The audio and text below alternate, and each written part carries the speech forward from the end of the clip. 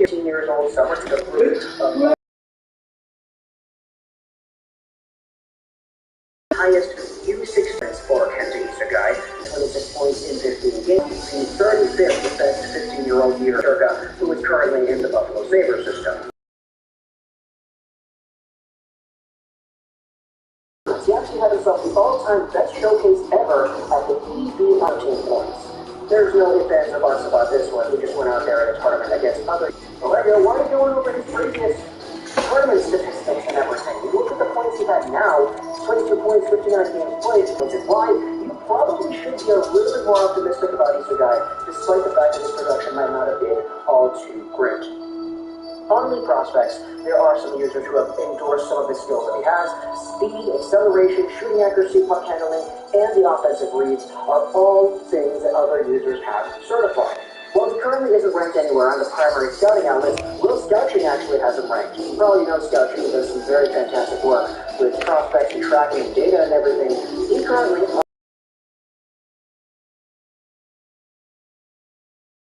might be a lead, I'm not really too sure, but it is interesting to note that he was ranked 34th in Will's December ranking, but he had dropped to 69 since then. This is the write-up he has on his blog. He's a guy part of a bright generation of Japanese players working through the ranks. Unfortunately, he hasn't had international experience for the Japanese team, and I would have loved him against the Division 1A competition at the Arctic team. But my USA shot humans will have to do. He's fast, skilled, loves to try things, and gets to the net with that speed and skill.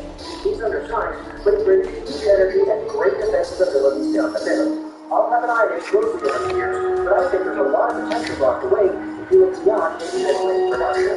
We also have a selection of team reports from future considerations on their website, so another link will be in the description if you want to go ahead and read these.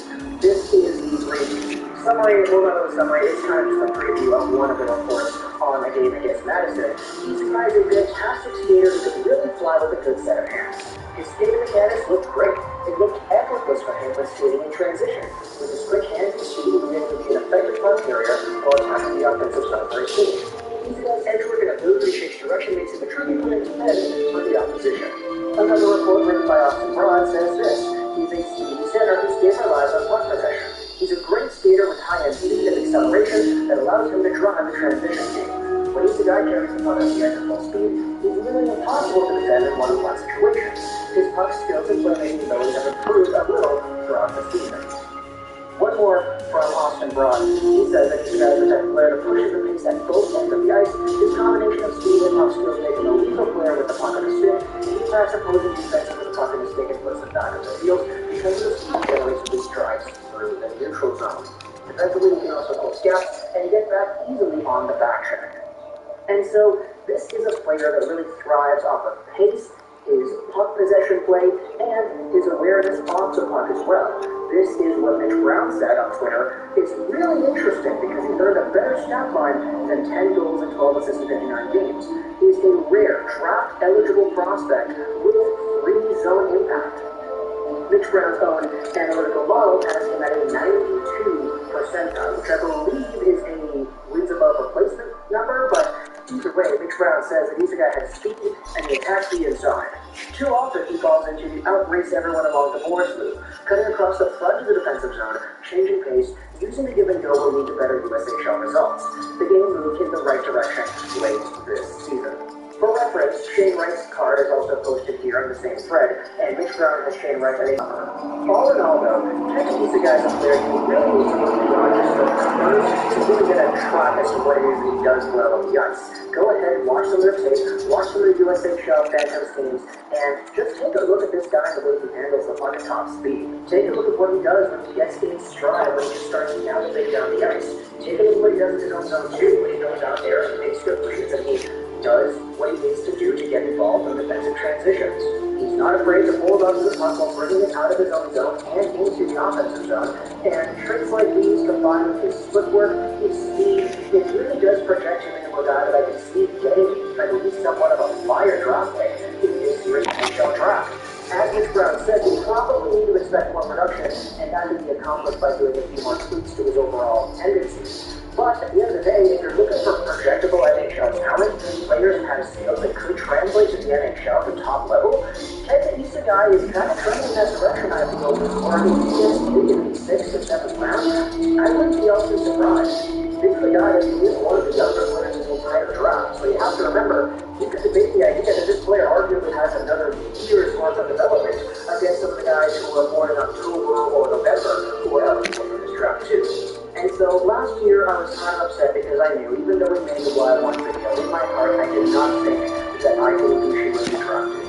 However, considering he's the guy, I do feel like there's a bigger chance for this guy to be drafted for sure. It comes down to size, it comes down to actual projectability, and it comes down to the fact that he played in North America, where some scouts, scouting Mitch Brown, some of the crew over there on Fish Considerations,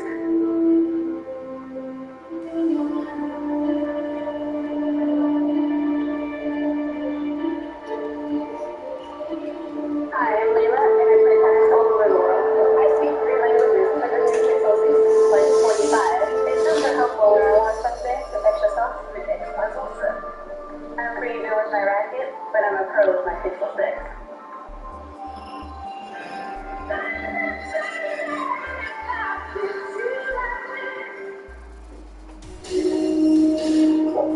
Alright, we're going to talk about the Tampa Bay Lightning today. Tampa Bay is down 2-2 about their great They were down 2 games without leading the range. They lost both games without leading. They lost both games without leading. And it is basically the same focus, but it feels it's series having a very different feel. Now, it is quite possible that they can hope that game 3 is going to be more roll back to Colorado and Stanley Cup final than honestly, personally, I think that's a fun Stanley Cup final to watch. And both home teams were absolutely fantastic. Both home sevens were happy. But it does feel like for Tampa, game 3 is, and this is the most negative, most important year in the world. So we lost back to back in those 2 straight years. And I think part of it is, I think for Tampa Bay, and it doesn't take anything away from Colorado, it doesn't take anything away from the Rangers. It just means that they, and I think there is some of that going on there. I also think there's players playing through injury, including Hedman. And I think Hedman's been playing through injury longer than is being said by some. I've seen a lot of comments about the Lafreniere hit in the last round. While the Lafreniere hit likely shook him up and rattled him, I think he wasn't quite 100% before that. I think Hedman's taken a lot of punishment because it makes sense. You know, if you're playing against Tampa, who are you going to target? You're going to target Hedman. People get mad because, you know, they tried to hurt that guy. Yes, hockey is kind of like that. Usually it's not quite as blatant as some of the late hits or knee on knees and everything. It's just every time he touches the puck, you drill him. Every time he touches the puck, you hit him. And eventually it's going to wear down. Might wear down his hip, might wear down his shoulder. Might just have him that he's got his head on a swivel every time he goes near the puck. He's a little bit shaky around it. And it can be something to watch when it's absolutely not obliterate. You guys know what I mean. When you wear down a defenseman, and especially a premier defenseman like Hedman, it's an accomplishment. So, while I am not in favor of headhunting and everything, I am well aware of how hockey works, and yes, people wear down a defenseman. Right now, I have fans are seeing that with Makar, too. Tampa Bay is, hitting Makar, and clearly realizes that if something happened to Makar, that would hurt Colorado's chances of winning the Stanley Cup. So it's all about that line, right? That line of, we're okay with throwing a hit in the corner that looks his shoulder popped out, but we don't want it to look like he, intentionally did that. So it's a fine line. So the New York Rangers had played 7 games in both series before the play champions. 7 against Pittsburgh, 7 against Detroit. Game 1, the Rangers were playing 6. Game was tied at 1, so it was also tied at 2. The Tampa Bay Lightning never had a lead, and that I think is the biggest problem.